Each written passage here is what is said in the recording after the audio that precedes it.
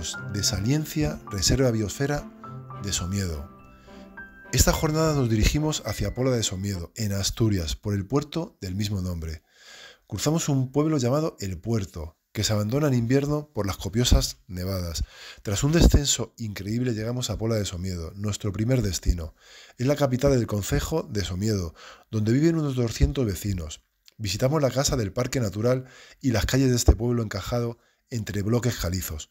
Comprobamos que esta reserva de la biosfera y Parque Natural de Somiedo es uno de los más valiosos de la cordillera cantábrica, por su alto grado de conservación y unos paisajes únicos.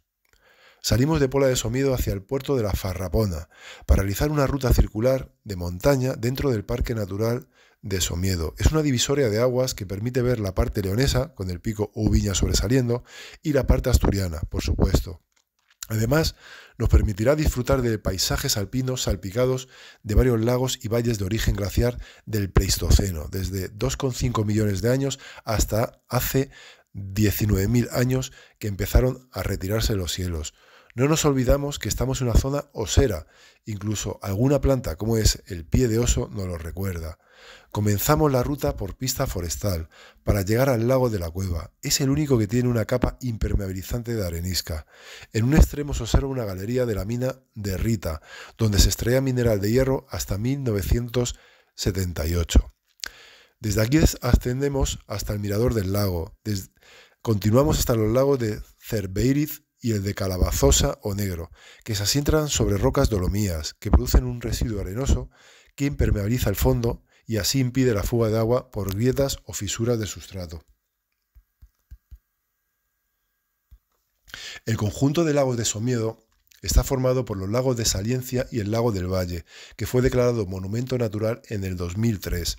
Tiene su origen en un glaciar de montaña, de circo, que descendían varias lenguas por dichos valles. Para dar cuenta de nuestras viandas,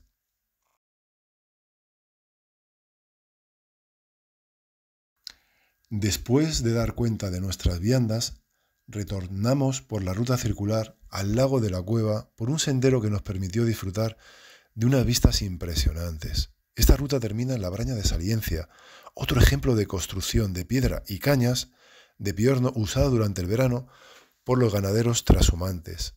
En nuestro regreso a Babia hicimos una parada en el pueblo de La Peral, donde después de un breve paseo visitamos el Mirador del Príncipe, excelente atalaya desde donde no es extraño la observación de osos, aunque esta vez una niebla intermitente pegada al promontorio calizo nos ocultó a los plantígrados de nuestra retina. Otra vez será.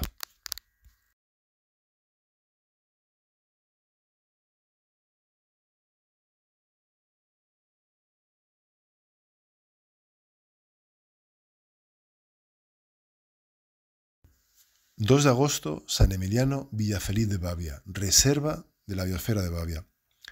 Comenzamos a caminar por las calles del pueblo de San Emiliano, desde donde tomamos el camino de Majua, para recorrer los escasos 2 kilómetros que separan a las dos localidades. Recordar que estamos dentro de la reserva de la biosfera y Parque Natural de Babia y Luna. Es la serenidad de sus valles y montañas tapizadas de infinitos pastos, la tranquilidad en la que nacen los ríos Luna y Sil. Todo este paisaje responde a valores naturales moderados por los usos tradicionales de los pobladores de Babia sobre la naturaleza.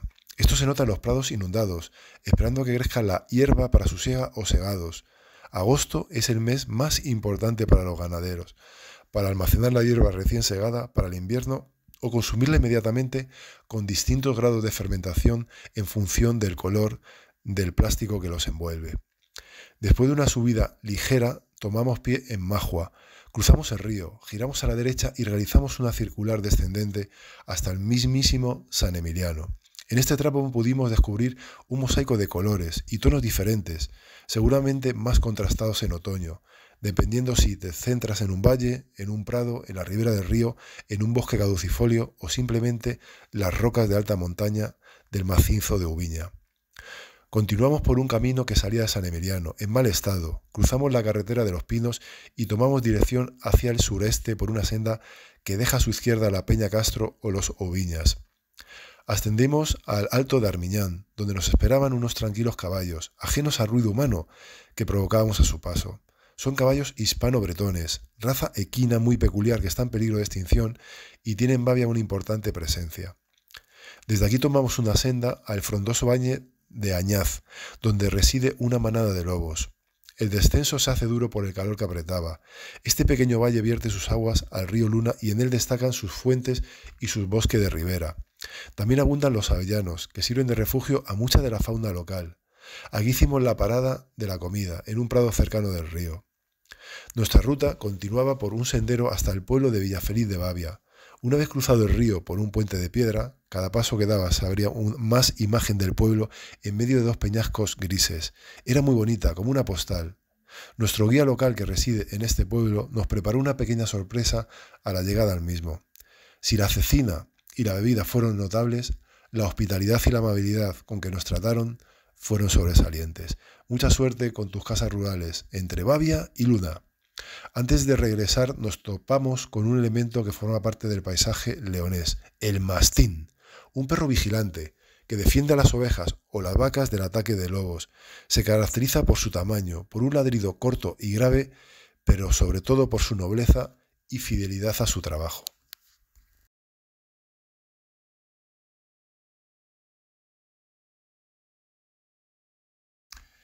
3 de agosto, Riera de Babia, Valle de la Fuenfría, Reserva Biosfera de Babia. Preciosa ruta circular desde el pueblo de la Riera de Babia que nos va a permitir conocer y recorrer el valle glaciar de la Fuenfría. Desde nuestro alojamiento nos desplazamos 13 kilómetros hasta el pueblo de la Riera de Babia, partiendo de la iglesia. Empezamos a caminar por las calles del pueblo para seguidamente coger una pista forestal que con dirección norte asciende suavemente hasta la majada de Fuenfría. Nos sorprendió la abundancia de guindales, un tipo de cerezo sin injertar, que tenía su fruto en estado avanzado de maduración. A medida que nos adentrábamos en el ambiente glaciar de valle o alpino, se observaban mejor las formas de erosión y de sedimentación que había producido durante el Cuaternario. Todo este modelado glaciar dejaba al descubierto una serie de deformaciones de las rocas que daban una idea de la magnitud de las fuerzas tectónicas que actuaron durante la orogenia alpina hace 60 millones de años. En primer lugar, se observa un circo glaciar principal, la zona más alta donde se formaba y acumulaba el hielo, que dio lugar a una depresión rodeada de paredes verticales. La unión de varios circos formó agujas o horns, es decir, picos angulosos de caras estrechas y largas. Desde este circo principal salía una lengua glaciar de 500 metros de espesor de hielo, que descendía hacia el pueblo de Riera por la gravedad. El movimiento lento de la masa de hielo originó un valle en forma de U, con paredes verticales, así como transporte y sedimentación del material que iba arrancando a su paso. Este sedimento se denomina morrenas, que iba depositando según se retiraba el hielo. Se observan muy bien las morrenas laterales y las frontales o centrales. Continuamos nuestra ruta hasta el fondo plano del valle glaciar, donde se encuentra el refugio Fuenfría, que vimos a lo lejos. El valle de la Fuenfría está rodeado de montañas de más de 2000 metros de altitud. Aquí nos tomamos la fruta con la compañía de varios cachorros de mastín leonés que en esta ocasión pudimos comprobar que no era tan fiero como lo pintan. Necesitan cariño, como las personas, pero también un buen bocado de nuestras viandas que no probaron por indicación de nuestro guía. Continuamos nuestra ruta descendiendo por la loma de los Cazadiochos para retomar al pueblo de Riera de Babia por su parte más baja. Antes paramos a comer en un prado de chopos cerca de un abrevadero, pero nos faltaba lo mejor de la jornada. Nos habían dicho muchas veces que había osos y lobos. Son animales de hábitos nocturnos, difíciles de ver. Todo cambió de repente. En el camino empezamos a ver rastros de la actividad de un oso. Primero excrementos, piedras levantadas en busca de invertebrados y más abajo varias ramas partidas de los guindales que constataban que por ese camino había pasado un oso esa misma noche. La ilusión compartida que despertó ese encuentro fortuito entre los senderistas no quedó ahí. Unos cientos de metros más abajo y divisando las casas del pueblo, en mitad del camino apareció un excremento alargado de tono claro muy piloso. Sin duda era el de un lobo, que se había comido un rebeco. Nuestras alegrías por el descubrimiento fueron contenidas, ya que teníamos a gente local muy cerca y nos consta que no lo veían con los mismos ojos que nosotros. Terminamos nuestra jornada desplazándonos hasta la pequeña pedanía del lago de Babia. En cualquier bloque de roca usada para la construcción u ornamentación quedaba reflejado el gran contenido de fósiles, de origen marino en este caso, de invertebrados marinos llamados crinoideos. Pero nuestra visita aquí tenía otro significado, sociocultural, para admirar el museo al aire libre creado por el artista local Manolo Sierra. Tuvo que emigrar ya que su familia republicana fue duramente represaliada durante la guerra civil por el bando sublevado. Aún vive en Cabrillanes y sigue muy comprometido con su comarca. El conjunto artístico lo componen 11 murales de grandes dimensiones, pintados en las fachadas de sus casas. En ellos, el artista recrea cómo ha sido la vida tradicional de la comarca de Babia. Una vez terminada nuestra jornada, me quedé con más ganas de conocer el patrimonio histórico del Valle de San Emiliano, así que me lancé a título personal hacia una pedanía cercana llamada Candemuela. Por el carril bici se divisaba otra montaña más próxima que desde nuestro alojamiento. Hay un bello ejemplo de la iglesia barroca rural en la montaña leonesa, tanto en su fábrica como en su retablo policromado. El benefactor fue un capitán que hizo fortuna en Perú y quiso financiar la construcción de la iglesia y otras edificaciones. Tras la decepción de no poder visitar la iglesia, aunque no quedó en el intento, regresamos por un camino de tierra que nos dio otra perspectiva, pero no había manera de quitarse de la cabeza el pico de Ubiña, omnipresente en todas las direcciones. Continuamos por esta circular de los ciclistas cuando nos encontramos otro excremento. Al analizarlo, nos dimos cuenta que se trataba de un lobo por su estructura y textura. Estábamos a menos de 400 metros de Candemuela, lo que indica que estos animales merodean por todos los medios, incluso el humano, que está dentro de sus circuitos habituales. Después de este encuentro inesperado avanzamos y cada vez sentía a San Emiliano más cerca. Sobre un peñasco aislado e inclinado hacia el río estaban colocados a cierta distancia unos montículos de palos apilados aparentemente desorganizados. Eran la humilde morada de unas aves migradoras, grandes africanas, que aunque año tras año ocupaban el mismo nido y se iban el mismo mes. No era casualidad. En la vida no hay nada al azar. Este mirador de las cigüeñas blancas y el mítico Ubiña eran las señas de identidad de San Emiliano y su valle, su precioso valle. Los días pasaban rápido y este grupo de senderistas más unido empezaba a cavilar el final del viaje y posiblemente el de una amistad incipiente que también se perdía con la distancia, aunque no la telemática, pero no es lo mismo. La cena, la última cena copiosa como las anteriores, sirvió para despedirnos con alegría y una buena tarta de Babia para poner el broche final a nuestra estancia en Hotel Rural del Valle de San Emiliano.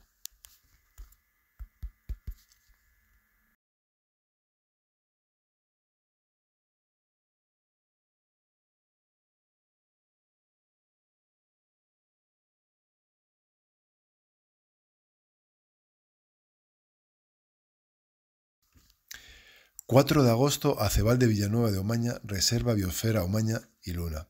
Esta última jornada estaba condicionada por la hora de vuelta, así que se hizo más corta de lo normal.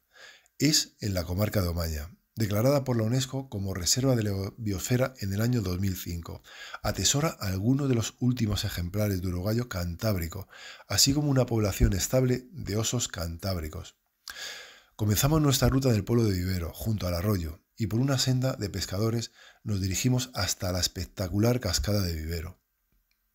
Junto a ella pudimos visitar un antiguo molino hidráulico del siglo XII. Servía para moler el grano de centeno mediante la energía del agua. Destacaba la forma de construir el techo de la bóveda, con pizarras imbricadas, sin ningún tipo de argamasa o cemento aglutinante.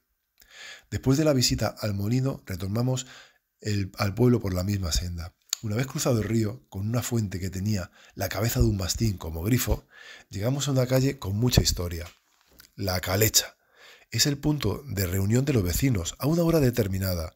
Se saludan, se ayudan a nivel individual o colectivo, etc. Es una forma de mantener las relaciones sociales vivas. A las afueras del pueblo retomamos una pista en dirección oeste, hasta la Braña de Vivero.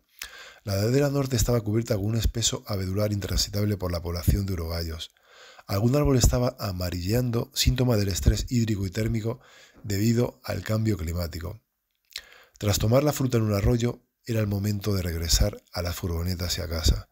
En un instante se me pasó por la cabeza todas las cosas que habíamos aprendido gracias a las explicaciones de nuestros guías, referidas a la gente local, principalmente, como son: ¿qué gano yo con esto? Una respuesta reflexiva ante un asunto cualquiera, pero con cierta incisión e inteligencia. Otra se refería al mes de agosto. Daba para todo el invierno. Si no preparas bien el campo, para la siega no tendrás alimento para el ganado el resto del año. Otra ponía de manifiesto el carácter frío y distante de su gente. Pero es consecuencia de un mundo aislado e incomunicado, así como de un ambiente de montaña frío y adverso. Creo que se puede comparar, pero no cambiar, y sí respetar. Y finalmente, la sostenibilidad del medio.